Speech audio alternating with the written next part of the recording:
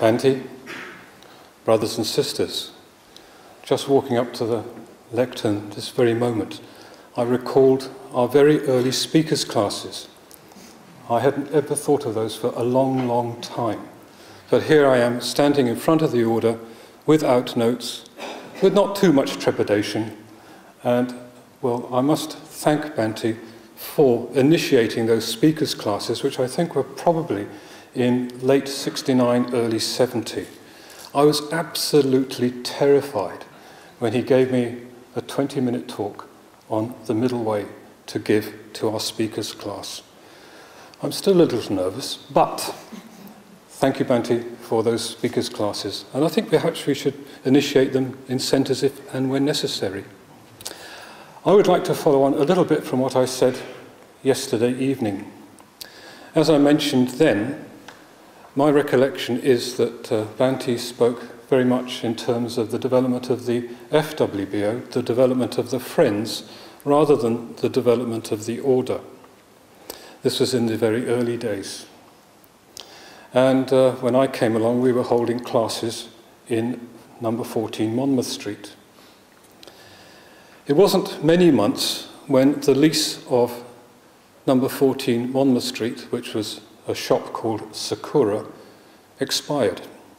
And we had to move over to the West London Centre, or Centre House, which has always been quite good to us previously, because we saw on the slides last night that the first ordinations in 1968, the public ordinations that is, were held at Centre House. So we already had some association with this establishment.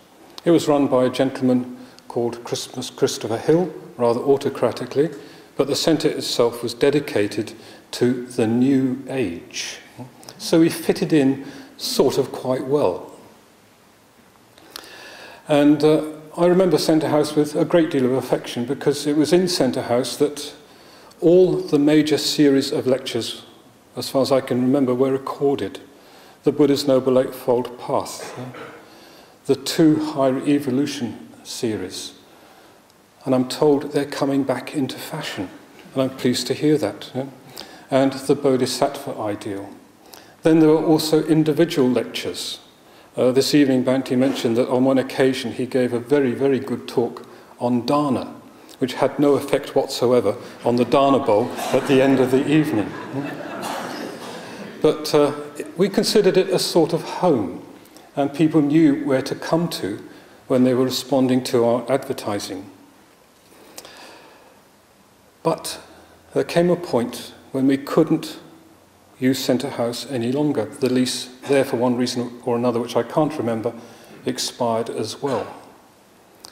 And we suddenly found ourselves homeless.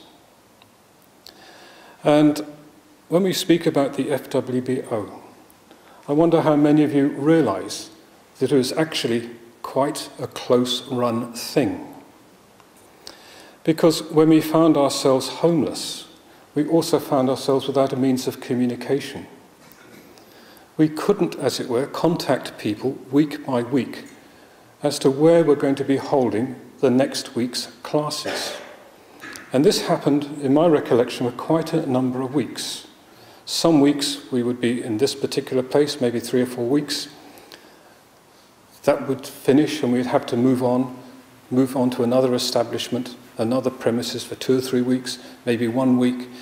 And I can remember writing to newspapers with putting in adverts, requesting premises, requesting a place where we could hold meetings and thus continue our activities. So it was a time of great uncertainty. And I can remember as we proceeded down the weeks and we moved from one premises to another, we slowly saw the friends that had hitherto gathered around us starting to melt away. Classes obviously got smaller and smaller and smaller. And I remember Bhante suggesting that what we needed to do was to get onto our 2 hind legs and actually walk the streets of London looking for premises. And I think we did this on 2 occasions. Bhante and I was living at Sarum House at that time, I would come up to London, we would meet, and we would walk the streets of North London looking for likely premises in which to hold our classes. The trouble is, at that time, London was booming. There were no for let signs up that we could see anywhere. And Bhante may correct me if I'm wrong, there was certainly a look, as I looked at him walking down those streets, a look of deep concern on his face, if not something very close to despair. Here was this fledgling movement slowly melting away, and we had no home. What to do about it? We found ourselves that afternoon on Paddington Station, I think it was, in the tea rooms on Paddington Station. And Bhante suggested that what we needed to do was to compose a letter that we would send out to all the borough councils in London. Now, Bhante volunteered to compose the letter. I didn't argue with that. I thought he would probably do a better job than me. And what he would do, what I would do then, he would pass the letter over to me. I would then get the cyclist style going and distribute the copies of this particular letter to all the borough councils in London. I can remember one phrase of that letter. I think he described the FWBO as a spiritual, cultural, and educational organisation. I wonder sometimes if we've lost sight of that a little bit, that we are also a cultural and educational organisation as well as a spiritual organisation. But anyway, we sent out these letters from Sarum House. I sent them out from Sarum House, and we waited. We didn't get any reply at all for 2 to 3 weeks. And then a telephone call came from Bhante to Sarum House saying, we have had one reply. And this reply was from Camden Borough Council. And they requested quite an urgent meeting to assemble at this particular premises that they had in mind, which they thought might be suitable. I was going to work next day, so I gave my job up for the second time and decided that finding or looking at this new premises was far more important. And sometime, I think about 11 o'clock in the morning, Bhante and I found ourselves outside number 1A Belmore Street. And a little while later, 2 gentlemen from Camden Council turned up to show us around the property. Well, it's one of the worst properties I've ever seen.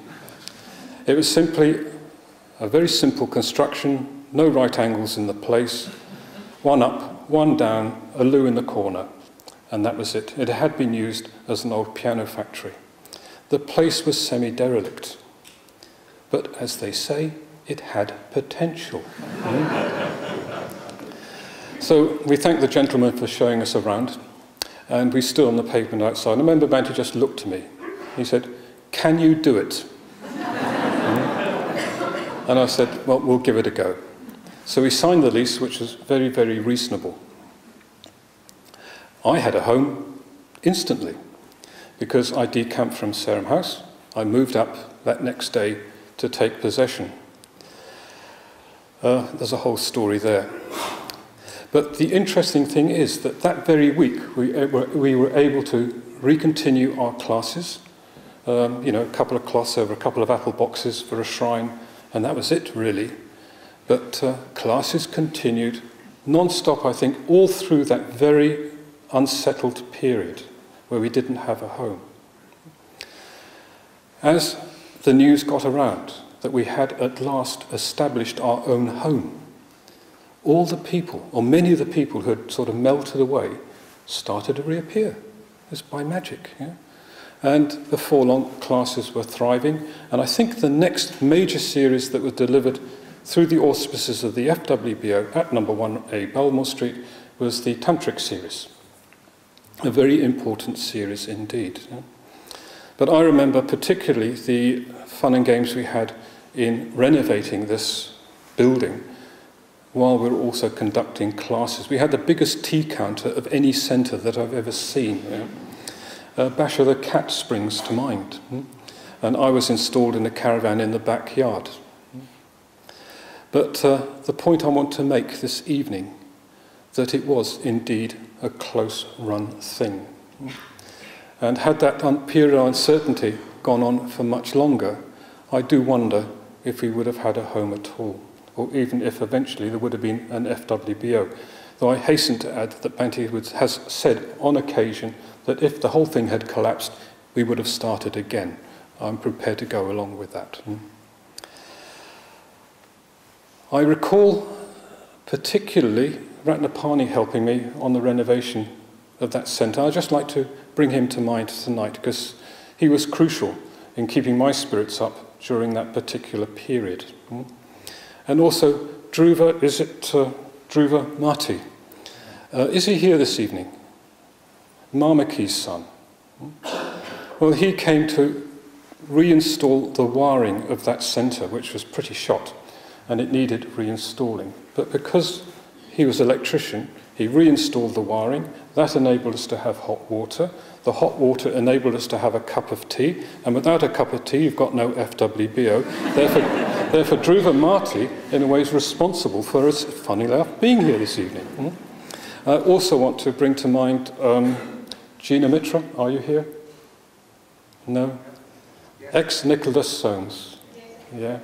Well, if you want to find out about the FWBO, read the write-up that he wrote into the Ham and High Express, because soon after we established, he heard that we were there. And as a reporter from the Ham and High, being a good reporter, he came down to interview me. And I had no difficulty at all in explaining what we were doing and why, and it's all there in the Ham and High official historical record. So it's lovely to see you here tonight, Gina Mitra. Now, somewhere along the line, I can't quite remember when it was, Vajradhaka told me that it was Wesak 1971. That was the time that I first saw Vajradhaka. I was living in London, and I think I went down with Bhante on this occasion to celebrate Wesak at Sarum House. And there was this figure on the lawn on a lovely sunny day which drew your attention. He was wearing a pure white suit. He had long black hair right down to his shoulders, and much more of it now, or much more of it then that he has now. He had gold-painted army boots, and he was carrying an Indian flute. I thought this was this is a very interesting character. So who fitting to speak to us this evening on the good old days other than Vajradhaka?